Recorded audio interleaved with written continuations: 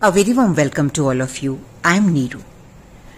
हम एक ऐसे शिफ्ट की तरफ बढ़ रहे हैं जो पहले कभी नहीं देखा और इसीलिए हम इस एनर्जी शिफ्ट को जो है वो महापरिवर्तन का नाम दे रहे हैं.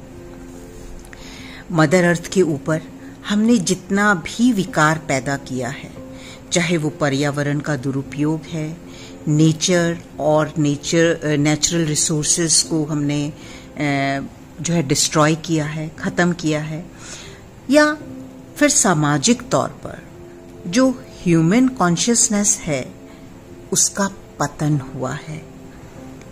Mother earth is healing now. It's time for mother earth to revive.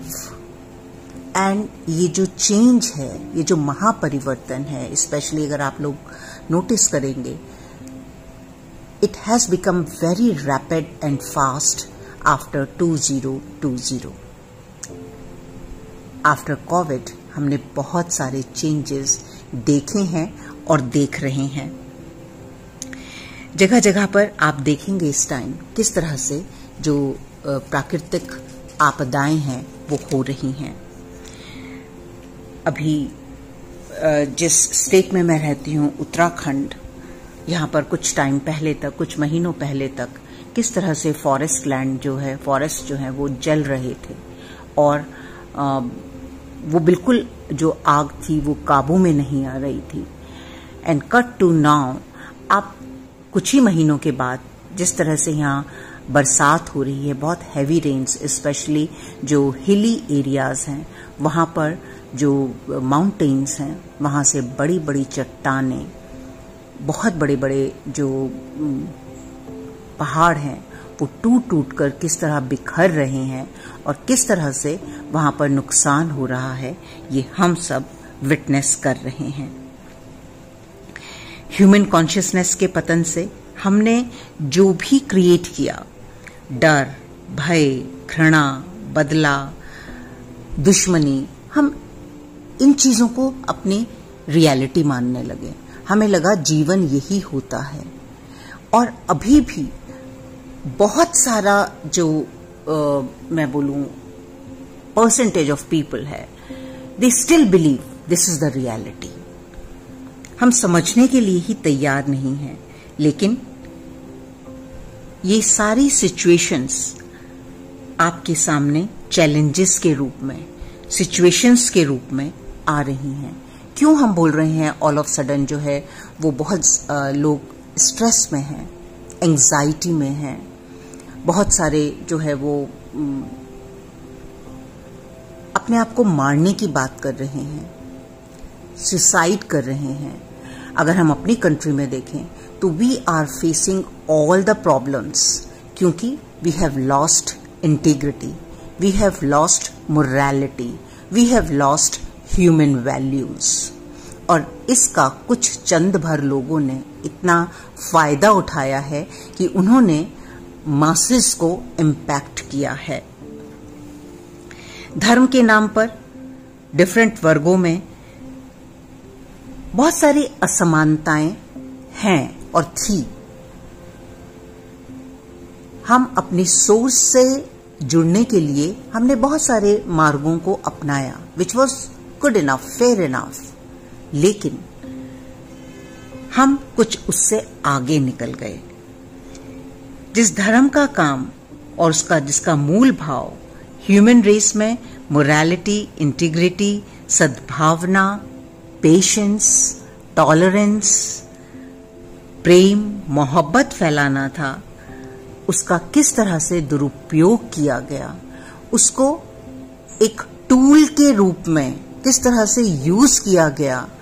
And I have no hesitation in saying the political parties ने किस तरह से इन चीजों को यूज करके आपको आपके अधिकारों से वंचित किया है.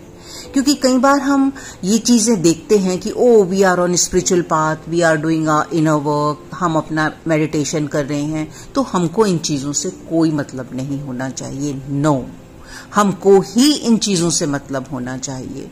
जो लोग सत्य को देख पा रहे हैं, जो लोग सत्य को महसूस कर पा रहे हैं, अगर वो आगे नहीं बढ़ेंगे, अपने ट्रूथ को नहीं रख पाएंगे, अपनी जो सेंसिटिविटी है उसके साथ नहीं लोगों के साथ जुड़ेंगे, तो फिर किस तरह से हम इस परिवर्तन में जो है वो भाग लेंगे? I don't know. And that is why I have decided to be open about what is happening, especially in my own country, जहां हम एक तरफ लोगों को बहलाने के लिए, फुसलाने के लिए इस तरह की बातें करते हैं कि हम जो है विश्व गुरु बनने जा रहे हैं. किस तरह? क्या हम में से किसी के पास ये जवाब है कि किस तरह?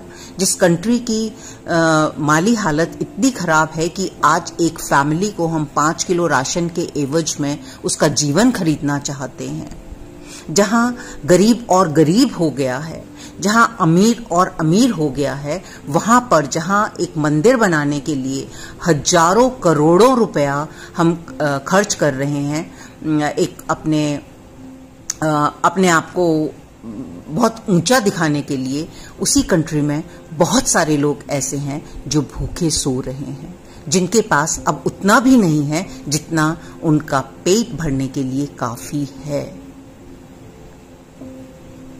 तो किस तरह से हम किस ओर बढ़ रहे हैं, ये इस टाइम देखना बहुत जरूरी है.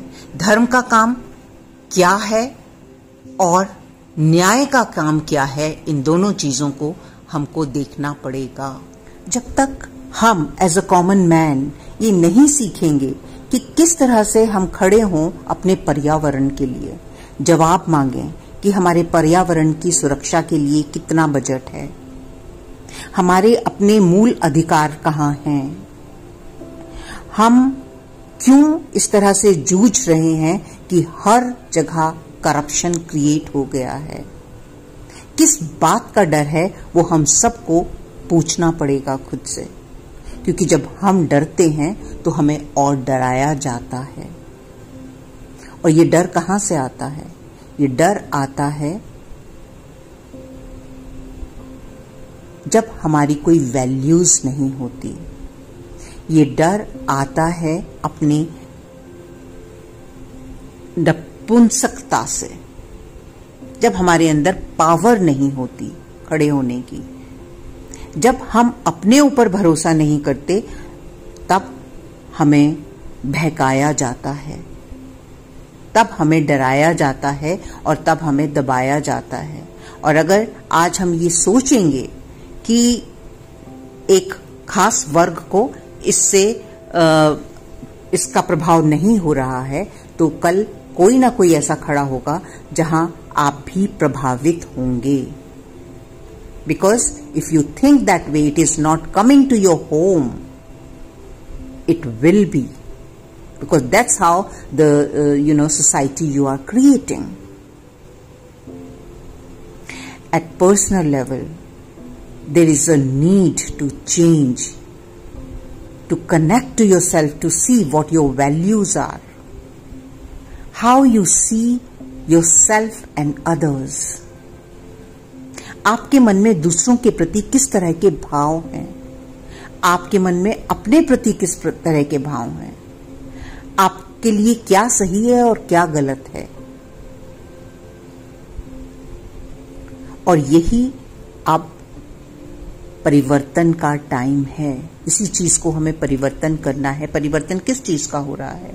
परिवर्तन हो रहा है आपकी वैल्यूज का, आपके हैबिट्स का, आपके पैटर्न्स का, आपके संस्कारों का, आपके कर्मों का. और मैं हर बार आपसे जब भी इस प्लेटफॉर्म पे आती हूं और आपके साथ शेयर करती हूं, मेरा फर्स्ट जो एजेंडा है वो यही है सबसे कि please come back to yourself. अगर आपने अपने आप को संभाल लिया, अगर आपने खुद की रिस्पॉन्सिबिलिटी ले ली, you are contributing in creating a better world. So do not try to change others till you have reached to that stage where you can inspire others, where you can motivate others, where you become the example of others. आप जो भी करते हैं, आप क्यों करते हैं, सब चीजों का आपको कारण देखना पड़ेगा। आप जिस धर्म को अपना रहे हैं या उसका मकसद क्या है। क्या कुछ पुस्तकें, ग्रंथ पढ़ने से आपको ऐसा लगता है कि आप जो है वो बहुत धार्मिक हो गए हैं?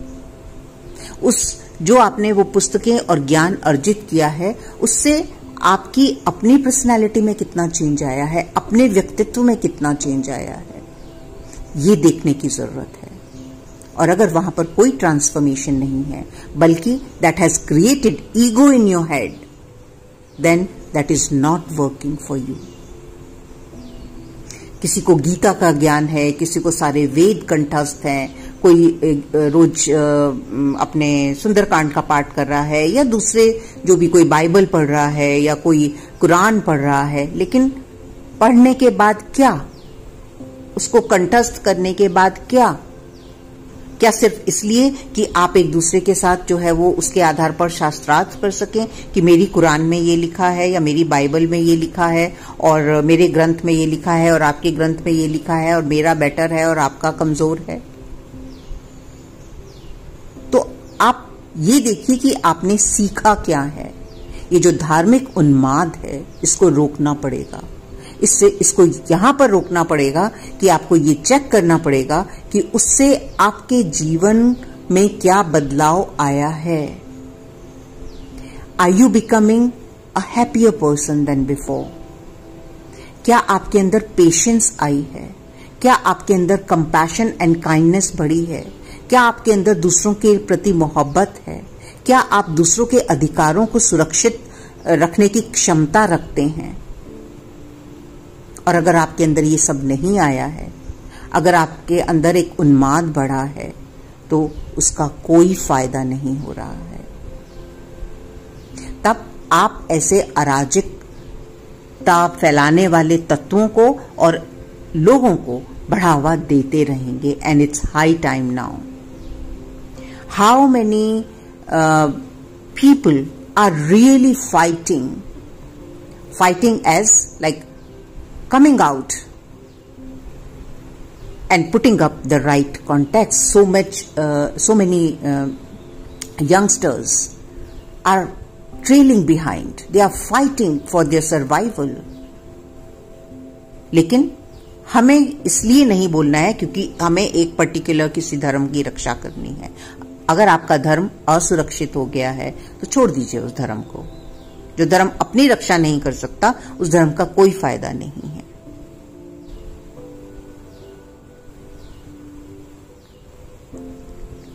माय डियर फ्रेंड्स, आपको अपनी वैल्यूज देखनी पड़ेंगी। आपको अपने जीने का सलीका क्या है वो देखना पड़ेगा, क्योंकि आगे आने वाला टाइम बहुत चुनौतियों से भरा हुआ होने वाला है। जब मैं ये बोल रही हूं कि मदर अर्थ जो है वहां पर महापरिवर्तन आ रहा है। महापरिवर्तन किस बात का? जिस तरह से अभी तक हमने इस तरह की सोसाइटी का निर्माण किया था जहां ये सारे जो हेट्रेट है, विंडिक्टिवनेस है, एक दूसरे के प्रति आरोप प्रत्यारोप का भाव है, जहां पर एक दूसरे को नीचा ऊंचा दिखाने का भाव है, जहां दूसरों को दबाकर ही हम ऊपर उठ सकते हैं, इस तरह के भाव हैं, इनका खात्मा होने वाला है। Because mother earth is going to be in a very happy space. अब जो यहां की एनर्जी है, that is going to be love, peace, harmony, abundance for everybody equally. हो सकता है इस टाइम आप लोगों को ऐसा लगे कि ये कुछ ज्यादा हो रहा है जो मैं बोल रही हूं, but very soon, very evidently, you will all go through that process. So, my request to each one of you, change your old programming. अभी हम एक छोटा सा जो है वो चक्रा क्लेंजिंग, हीलिंग, अपग्रेडिंग का क्लासेस कर रहे हैं. It's so beautiful. Just little things will add up to cleansing your body, cleansing your cells, making you free from that kind of a thinking, that kind of a programming जो अभी तक आप एक survival की तरह mode की तरह जिसको यूज कर रहे थे to survive in this this kind of energy. अगर आप इस एनर्जी से आगे बढ़ना चाहेंगे मदर अर्थ के ऊपर तो it's not going to be possible. The people those who were in the higher consciousness, और हायर कॉन्शियसनेस का मतलब ये नहीं है कि हम सब भगवान के स्वरूप, यस भगवान का स्वरूप, yeah, there is no deny in that. And what is that भगवान का स्वरूप? भगवान का स्वरूप is when you will be in your true self, the energy of love, compassion, kindness, सब में समानता, बराबरी, एक दूसरे की इज्जत। अगर ये आपकी रियलिटी नहीं है तो आपको सीखना पड़ेगा कि ये आपकी रियलिटी कैसे होगी और आप किस तरह से अपने एनर्जी सिस्टम को चेंज करेंगे। और यही चैलेंज और सिचुएशंस आपके सामने आ रही हैं आपको सिखाने के लिए। So better you accept it. और अगर समझ नहीं आ रहा, जिन लोगों को समझ नहीं आ रहा, क्योंकि अभी भी unfortunately large number of people are not open to understand this.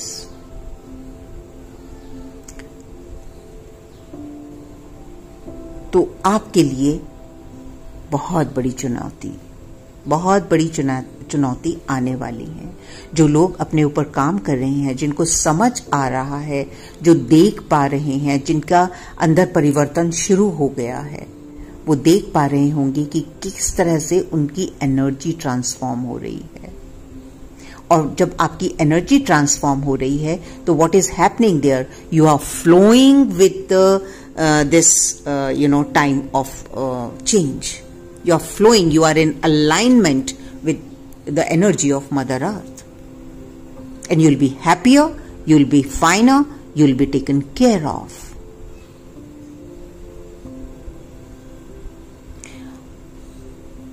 So why it is very important to clean your cells, to clean your memories, so that जो न्यू इंफॉर्मेशन है, जो न्यू डिवाइन इंफॉर्मेशन है, जो new divine attributes हैं, because the frequency of love is very high, the frequency of compassionate and being kind to everyone, not only to your own people or to couple of people in your life, but to everyone equally. It has very very high consciousness and high vibrational energy. आपके जो ये कार्मिक sales हैं, ये उस energy को host नहीं कर पाएंगे. So you have to cleanse that old sanskara. And it's not impossible and it's not tough at all. The only thing it needs is your awareness and your determination. Yes, I have to flow with in the alignment of Mother Earth. And you will flow, you will float. और अगर कहीं भी कोई भी इस तरह का संशय है, कहीं भी कोई डाउट है, तो please do not hesitate in taking help in learning these things. This should be your priority. I am sorry अगर ये वीडियो आपको थोड़ा सा प्रीचिंग टाइप लगे, but this is the reality which I found it's my responsibility to share with all of people, those who are around me or connected with me in some or the other way. बाकी हम अपने next video में बात करेंगे. Till then, you look after yourself. Think about it. Come back to yourself. Check who you are. And open to change and be free to flow with the current of this transformation जो महापरिवर्तन के time के साथ. Thank you all.